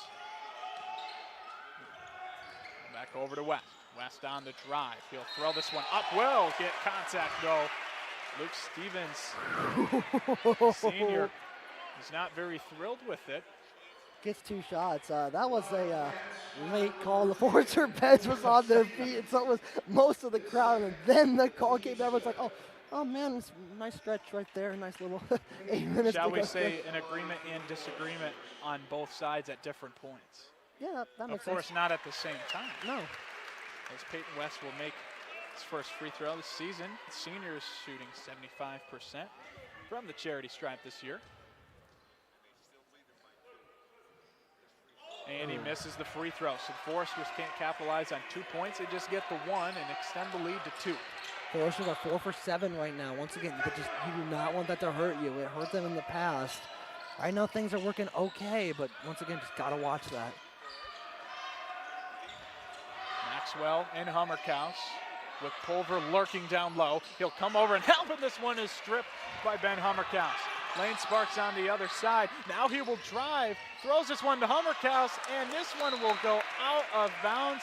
A huge missed opportunity for the Foresters, just could not corral the tough pass. It looked like Ben was ready to slam that one down too, so that would have been a huge momentum shifter. But now, instead of a 2-possession game, we're still in a 1-possession game for one. Right. And once again, kind of took the air out of the building. It's pretty quiet in here all of a sudden. 54-52, Foresters with the lead, playing tight defense. We'll see if they can continue that on this possession. Goodline takes on Piercefield. Now Seth Maxwell with it. Now Michael Thompson on Peyton West, and that's going to be an offensive foul. Peyton West drawing the contact on Michael Thompson, who can't believe it. And that is a key call as Thompson, a very good scorer, drives the lane, but Peyton West drawing the foul, playing tough defense. He might have sold it just a little bit, but the good news is now that the Foresters are now in the bonus. Once again, really Tony Award for this game. Bellinger at the top, not much of a shooter, but will drive on Maxwell. Gets it over to Pulver, beautiful pass, and the Foresters have taken a 2-possession lead here, getting late in the second half. Number 9, Indiana Wesleyan, trying to cut into that lead to 1 possession. Piercefield with it, getting heavily guarded by the Foresters, will throw it over to Maxwell, who hits the jump shot wide open. Maxwell, I don't know what it was. He just didn't have it the first half, but he's found it, and that's good for this Wildcat team. Yeah, he's too good of a player to just have a bad game overall. As Lane Sparks stays just before the line. Peyton West goes up and in for 2, and he got it. Looked like that foot just stayed before half court. Yeah, I agree. It looked like, it was inches. I got to admit, but the Wildcat bench made a big deal about it. I really thought it was right there. Maybe it could have gone the other way, but we're going to have an off-ball foul. Take a look. That's going to be on Spencer Bellinger. That's his 3rd. He's had quite the presence here this evening in a positive way, but also racking up some fouls. But I believe they'll keep him in the game.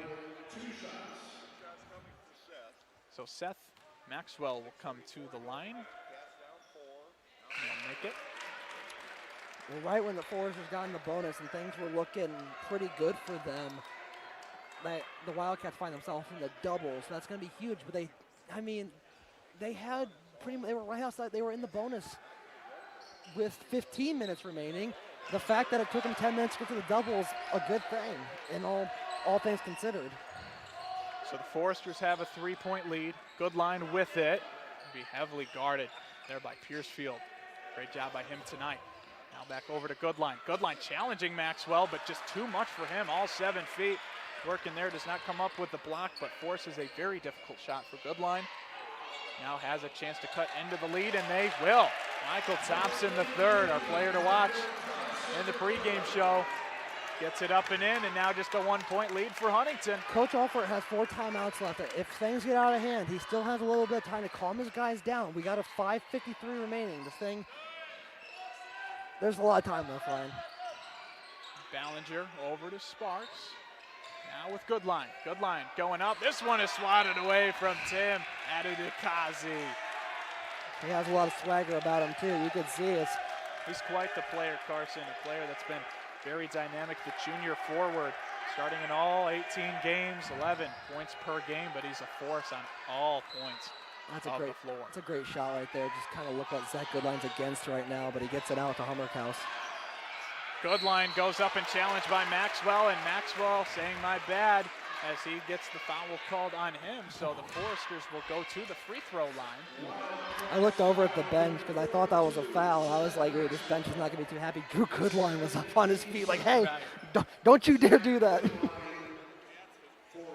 Goodline at the line. He has struggled a little bit today, 1 for 3. But Nice, trying to change that here. Nice reverse jinx there.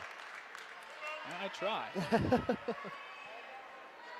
Goodline, junior leader on this Forester squad. Make 2 of 2, so now it goes to a 3-point game, still 1 possession. You said plenty of time, and there is, so you're correct, but the time is dwindling down. The Foresters remain in the lead. Neither team can intentionally foul either if we get to that point. Piercefield down to Maxwell. Maxwell being guarded by Middlesworth, who's done a great job today. That one will not go in for him, but rebound to the Wildcats. Adudikazi couldn't get it, and the Foresters get it back in a bit of some aggressive calls down there, and that one's going to be on Dan Largy. Just a lot of arms being thrown in the way of Ben Hummerkaus. I mean, I don't know how you couldn't call the foul, Carson, and I'm trying to keep bias out of it, but I mean, he was just whacked down there. I know we've joked about it all the time, Ryan, off air, and I know I'm trying to work on it. At the end of the day, I love consistency. They've been consistent. You cannot ask anything else of them. I think I could agree. So maybe they didn't call that. There's been a heck of a lot of times on the other side they didn't call that either, especially on Seth Maxwell. Maxwell. Hummerkaus was his first one. A lot of times, our 5'9", 5'10" guards will dive into him. Michael Thompson will take a 3. This one will look like it bounced off the shot clock. Apparently did not. And like I said, they wouldn't call it on Maxwell.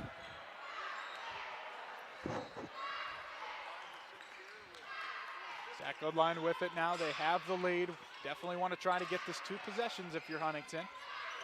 Middlesworth going to challenge. Maxwell goes up with a hook, won't fall, but Pulver gets the offensive rebound, and the Huntington native again pulling through, putting his city on his back as Peyton West blocks Michael Thompson III.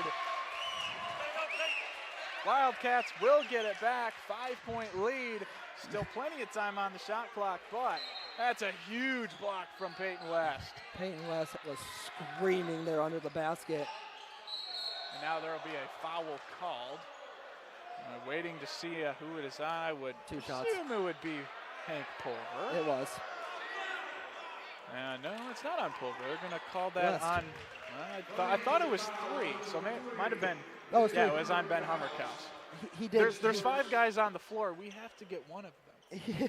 He did 2 fingers and the thumb. I'm not used to that. I'm used to the 3 fingers. One good from Dan Largy, shooting pretty well from the line here tonight.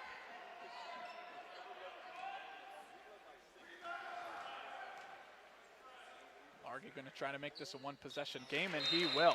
Timeout, Indiana Wesleyan. Indiana Wesleyan will call a timeout. Looks like it's a full. Will be full timeout, but first we'd like to thank our sponsors, of course. Without them, it wouldn't be possible. Carson and I doing this broadcast here, and any of our crew. And Carson, have you been to Salsa Grill since we last talked about it? Yes, I went twice over Christmas break, and it was delicious both times. My family and I got a gallon of salsa. I asked my mom, I was like, you want a gallon of salsa? And she goes, yeah, we'll eat it. I'm like, are you sure? She goes, yeah, it was gone in 3 days. Stuff's great. And then after my great trip to Marion, calling the game on the radio, I got a Pizza Hut pizza. So I'm just sprinkled all over this. I mean, I got a lot of personal stories about some of these places. So, you know, love them all. Are you sure it wasn't a gallon of cookies, Carson? No, I swear it was salsa. Carson and I love our cookies, of course. It's bad. Maybe a little bit more than the other. No, ice cream's my thing. Cookies are Oh, your ice thing. cream is my thing, I would say. Okay. But guess what? You can put them together. What That are we is true. talking about? We have 4 minutes and 30 seconds left with a 3-point lead. We're talking about cookies and ice cream and salsa. I haven't eaten dinner yet. We better stop this. But of course, yes, of course, thank you to our sponsors. Helps broadcasts like these happen. And great games Athletics. like these Yeah. be broadcasted so you don't have to, you know, miss it if Yeah. you can't come. So Stay home, stay in your PJs. Don't brave our crisp night here in Huntington, Indiana. Just now, sit by I your want to fireplace. ask you without looking, who's the boy. leading scorer for Huntington? I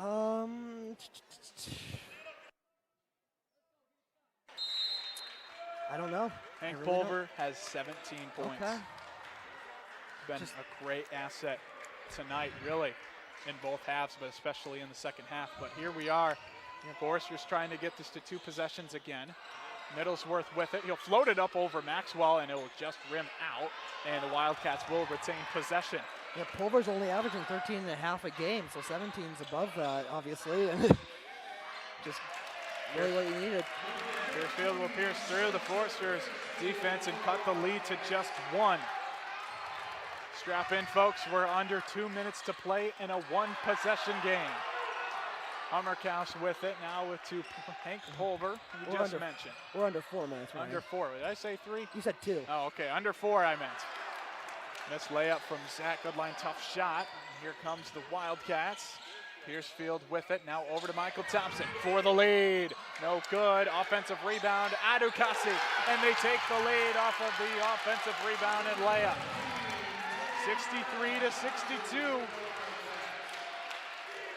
Forces just let it slip away. But of course, plenty of time. And here comes the Wildcat crowd. Down to Middlesworth being double teamed. Now back out to Pulver. Pulver thought about it again. Now down to West. West up and in for 2, and he gets it to fall. Peyton West, senior leader, getting the Foresters back up by 1. Wildcats will run their offense through Spencer Piercefield, the junior from Greenwood, Indiana. But Peyton West is going to get this, and they're going to get a hold. And Peyton West is going crazy as he gets the turnover and the foul. He'll be heading to the free throw line. Yeah, that was an easy call right there. It came in a little bit late. I just don't know what the Wildcats are thinking in that situation, Ryan. You're sitting here, yeah, he might have stole it. Get back on defense. You're holding him for what? You just took the lead. You're only down 1 point. Your crowd's on your side, and you're going to grab him and get yourself into the double bonus? I just don't believe it. Peyton West, first one of the 1-and-1 does not fall, so the Wildcats do get, I guess, what would end up being a smart play in the end. But like you said, Carson, I'm not exactly sure what the thought process is there. And it's going to be I believe, a 30-second timeout. Full. Or a full timeout, excuse me. So we will take a break here. You're, of course, not going to want to miss it. 64 to 63. Foresters have the lead.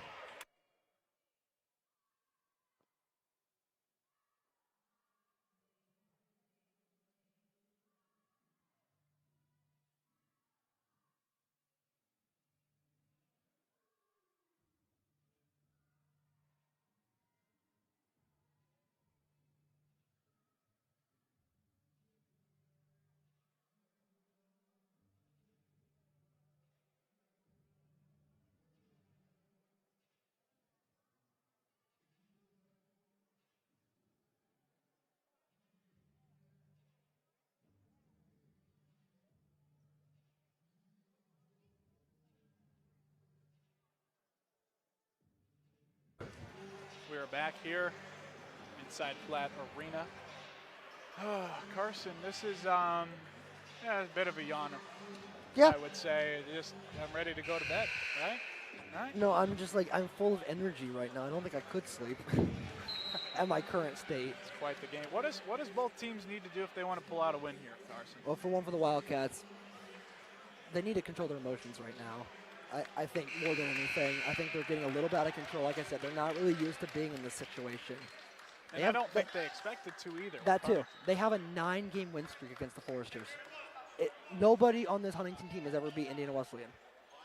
And so, like you said, they're not used to being here, so they need to control their emotions. Like I said, that hold on Caleb Mills was just not necessary. On Peyton West was just not necessary.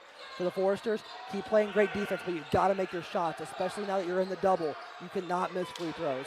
You cannot. Dan Largy with it now, being guarded by Hummerkaus. Very good defender. Over top of him, that one will not fall, but another offensive rebound. Michael Thompson can't hit it, and of course, Seth Maxwell, the 7-footer, just reaching up and grabbing it over Hank Pulver. And now the Wildcats retain a 1-point lead over Huntington. And here come the Wildcat crowd again. They travel well here in the packed house. Step back Jay for good line. Poked out by Hummerkaus. Beautiful play from him to keep it. And now down to Middlesworth, and the Foresters take the lead back with under 2 minutes to play. Ryan, we called this Indiana Wesleyan game a year ago in a quarter of a full stadium, and now look at us. This is fun. Love the energy here in Platt Arena. Piercefield going up in 2, and he hits the and 1. Huge play from Spencer Piercefield to get the Wildcats potentially up by 2 points, a critical 2 points. Especially Seth Maxwell, especially down there. 2 big guys down there. The Foresters got to grab this rebound. Let's look at the replay here. He got in, just kind of collided with them. Piercefield does miss the free throw, and the Foresters will get possession back, so they can't go up by 2. So a 2-pointer will take the lead back for the Foresters. Still a little bit of time left on the clock. Especially if the time is running down. We got 1:18 remaining. Especially if you can stop them, then they're going to foul you. Hank Pulver with it. Now we'll see what he does on Maxwell. He'll challenge them. The Huntington native draws the foul, and he will go to the line. That's what I said. There's been a little bit of trouble with free throws from this team tonight. Now it's not the time.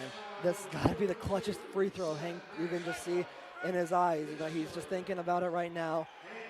Free throws are very much a process of focus and just pure will. And here we go. First shot up and good. From here on out, both teams, they will foul. It'll be 2 shots. 1 and 1 is done. It's Pulver, when I had on the podcast last week, talked about, yes, I did grow up watching Huntington games, and it's crazy that he's here now as he ties the game up, just going 1 for 2 at the free throw line. But he's put the team on his back right now with 18 points, leading the way for Huntington. But a big defensive possession here with a tie game. Dan Largy for 3. That one will sink for him. It was 2, Ryan. It was 2. Wow, they called it a 2. That could be something that we need to watch. Going in with under a minute. Zach Goodline with it. The leader of this team. Ben Hummerkaus with it, and a foul will be called.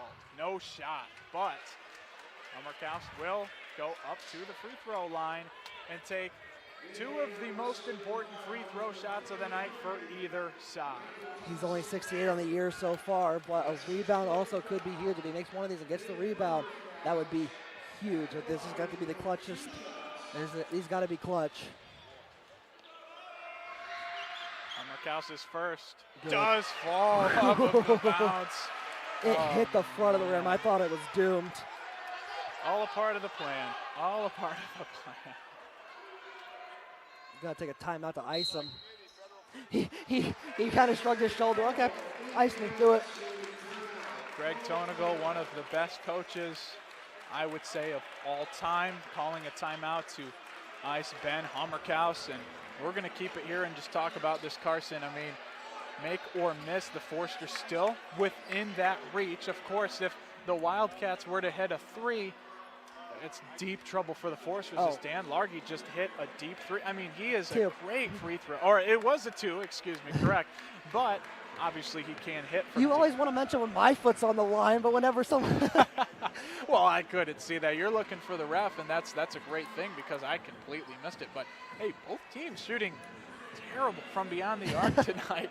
4 of 17 for the Foresters, 3 of 16 for the Wildcats. But man, oh man, it has been such a great game to see Hank Pulver and Dan Largy go at it defensively and on the offensive side. 23 points leading the way for Dan Largy and the entire game for everybody. And Hank Pulver with 18 points. He also tacked on 6 rebounds. Yeah, and like you said, this is huge. I mean, even if the Foresters can get the rebound, that would also be huge. I'm not exactly sure who they're putting down low. I'd imagine Maxwell's going to be out there down low. Of course. For one, but I mean, if it takes the long bounce, like you said, a tie game, but you got to shoot that too. Well, I could see Tim Adukazi going down there. He's got a double-double with 10 rebounds. He leads all rebounders with 10. So we'll see what happens, and it looks like that will be the case. So we're good. You went 1 for 1 on that prediction. I went 1 for 1. Not bad. I was wondering. I was like, is he close to a triple-double? He doesn't have an assist, but he'll take the double. Well, I think he'll try to take the win, of course. That as too, well. yeah. That would be a triple-double, I think, in anybody's mind. And Hammerkaus, free throw is good. Tie game, 41 seconds. Indiana Wesleyan tried to hit the bench, tried to yell at him a little bit, but Hammerkaus unfazed. Here comes the Foresters crowd on a big defensive possession. Piercefield, throw this over to Maxwell. Maxwell misses the shot. Adukazi with the rebound, goes up, and that one will bounce in for the Wildcats. 28 seconds to go. Shot clock's off. Will go over in for a timeout. And I think Coach Alford looking at possibly a travel call on Seth Maxwell. We'll have to potentially take a look at that.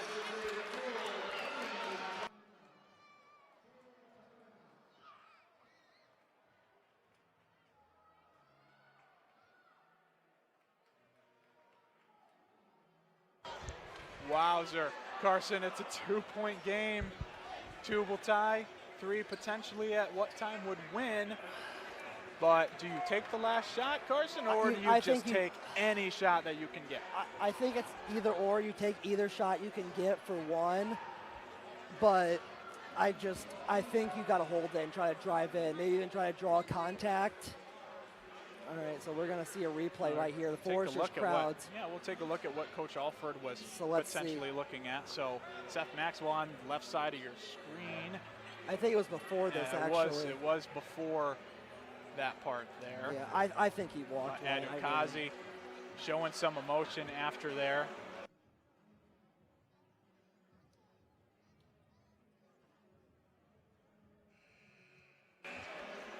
Just a 2-point game.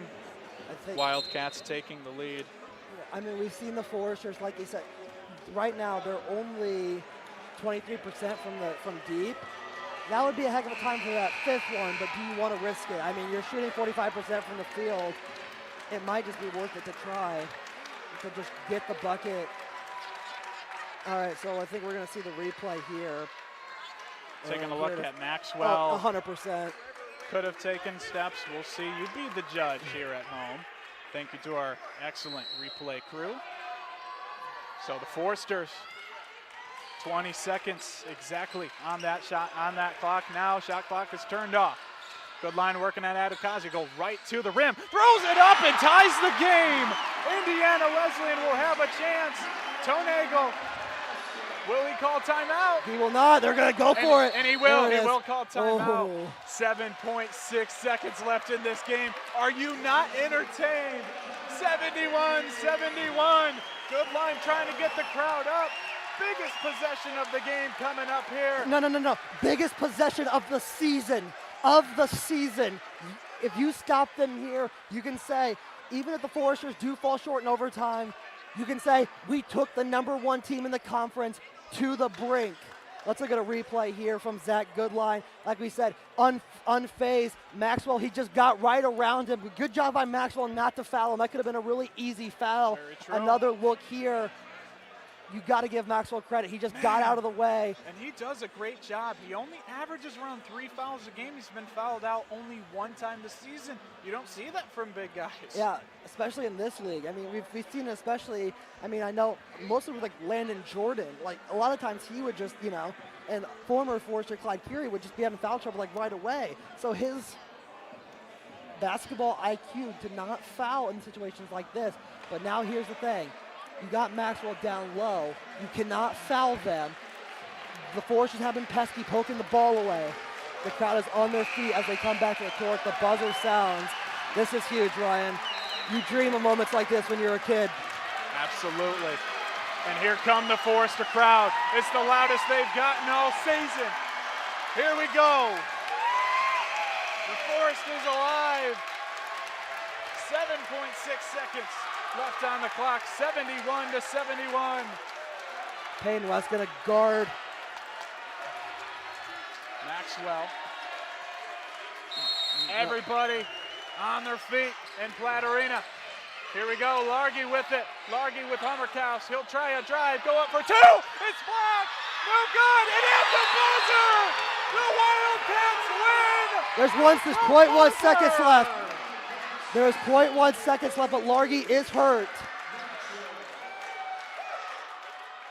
What a play by the Wildcats. Of course, we hope that Dan Largy is okay, but the Wildcats looking like they're going to survive here in Platt Arena.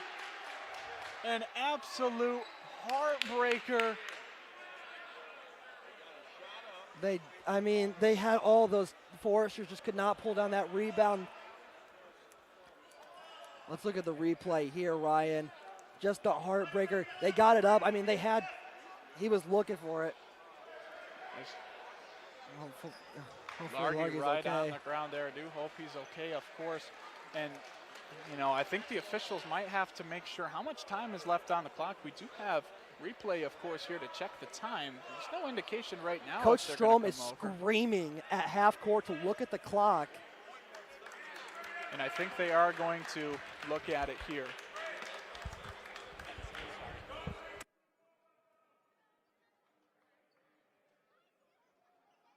So they're going to look at the clock here. We'll stay here. So we'll kind of take a look at the monitor here. Carson has a better view than the official. Just making sure the shot goes in and good. I think, of course, that the shot, of course, will count. But now I think the question is whether or not there's going to be enough time for the Foresters to maybe heave one down and just try something. Coach Alford has a timeout. I don't know if he can advance it. Here's the best view you're going to get right here. Goes up, he gets it in. And I think what we need to see is we need to see the angle of the high angle, I think, where you can see the scoreboard in it. That'd probably be the best view. Right.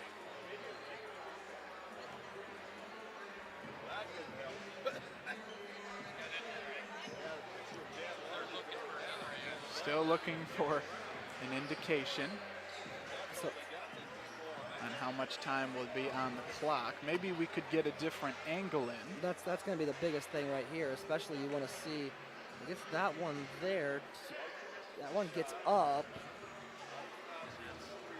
So that one was missed. Yeah, you can't really tell on that angle.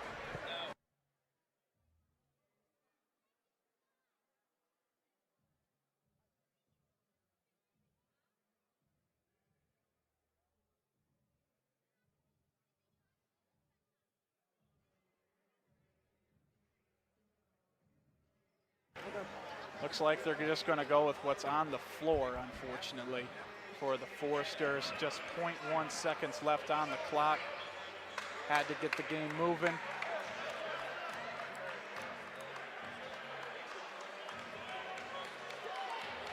So the Foresters, all you can do is just hoist up a prayer and try to tip it in, I guess. Unbelievable. Very, very tough for Huntington. Obviously anything can happen, but looks like this is what you love and hate about this sport, Ryan. So here comes the throw, the tip, no good, and the Foresters get taken down by number 9 Indiana Wesleyan here at home. It was a terrific crowd and a terrific game, but ultimately the Indiana Wesleyan Wildcats take the victory on the road here. The Road Warriors, very good this season on the road. Just a heartbreaking loss, Carson. Yeah, this is, you love this. You love college basketball, but these are the moments that hurt. you have to feel for the Foresters right now. I mean, they battled so hard and they gave everything. And just to lose like that, it just hurts, I mean, deep down in your soul.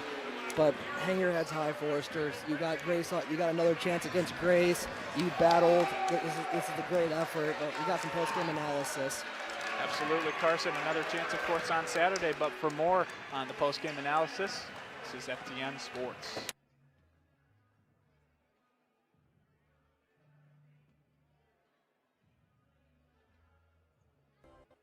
Bippa State Bank is a cornerstone of the community. Our banking building blocks were assembled in 1911 and haven't differed much since then. We still stay true to our local roots, aiming to support, uplift, and celebrate the citizens and businesses of Huntington. As proud lenders to and patrons of our local businesses, we make our community an even more prosperous place. And when you support local banking, you play an important role in Huntington's success stories. No matter what financial products you may need, your business is an invaluable opportunity for us to strengthen our relationship with Huntington, which we're fortunate enough to call home. Bippa State Bank is banking at its best. We believe in community banking. Since 1981, generations of loyal customers have trusted Elliott Insurance to protect them during life's ups and downs. We have a variety of packages and providers for home, auto, life, business, recreation, and health insurance available to you at your convenience. You can visit us at our branches in Fort Wayne or in Huntington. We can help with anything from finding a new policy to answering any questions you have. We care about your personal journey and can't wait to meet you.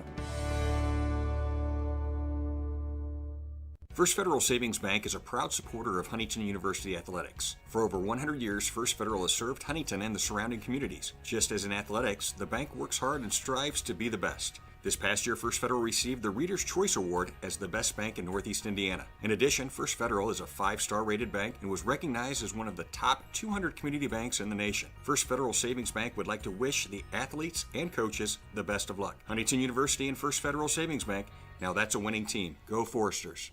As the owner of JJ's, I invite you to visit one of our 7 BP convenience stores. And when you do, I expect you will experience hometown excellence in the cleanest and friendliest convenience stores in your community. Please also consider visiting JJ Java for the best cup of coffee in town, or JJ's Pit Stop for a quick, no appointment necessary professional oil change. Also, if you ever need a clean and efficient environment in which to do laundry, JJ's washroom is ready to serve you. Bippa State Bank is a cornerstone of the community. Our banking building blocks were assembled in 1911 and haven't differed much since then. We still stay true to our local roots, aiming to support, uplift, and celebrate the citizens and businesses of Huntington. As proud lenders to and patrons of our local businesses, we make our community an even more prosperous place. And when you support local banking, you play an important role in Huntington's success stories. No matter what financial products you may need, your business is an invaluable opportunity for us to strengthen our relationship with Huntington, which we're fortunate enough to call home. Bippa State Bank is banking at its best. We believe in community banking. Since 1981, generations of loyal customers have trusted Elliott Insurance to protect them during life's ups and downs. We have a variety of packages and providers for home, auto, life, business, recreation, and health insurance available to you at your convenience. You can visit us at our branches in Fort Wayne or in Huntington. We can help with anything from finding a new policy to answering any questions you have. We care about your personal journey and can't wait to meet you.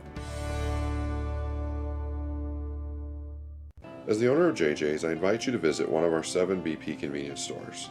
And when you do, I expect you will experience hometown excellence in the cleanest and friendliest convenience stores in your community.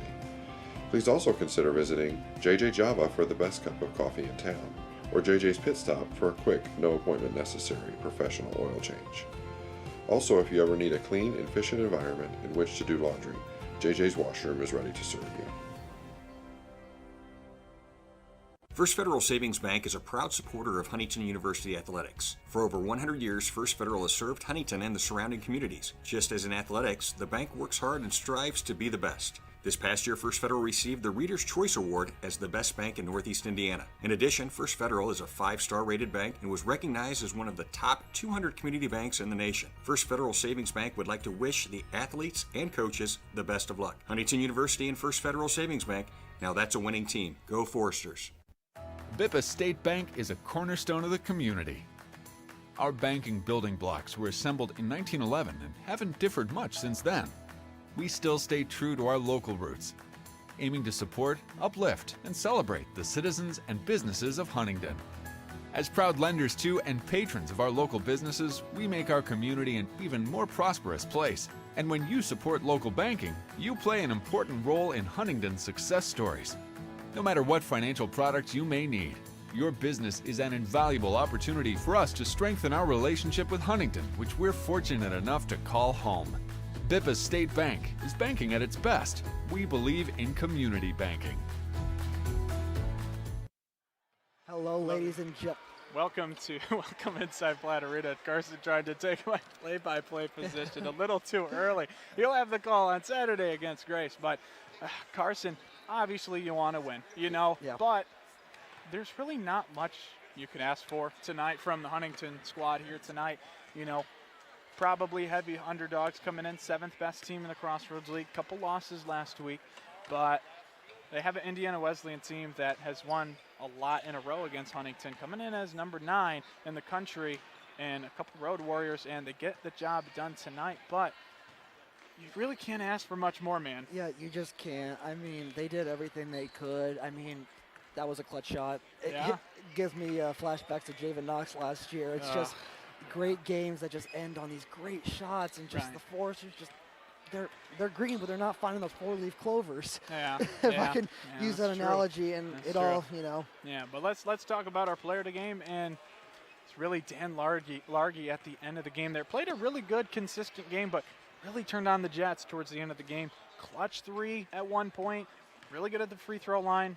23 points, of course. Yeah, those 23 points were huge, especially that last one. I mean, he just drove in. You didn't really know where the play was going to go. I thought they were sitting right here, and you said, are they going to take a timeout? They decided, I was like, they're not going to take it. They took it. Yeah. And they drew up that play.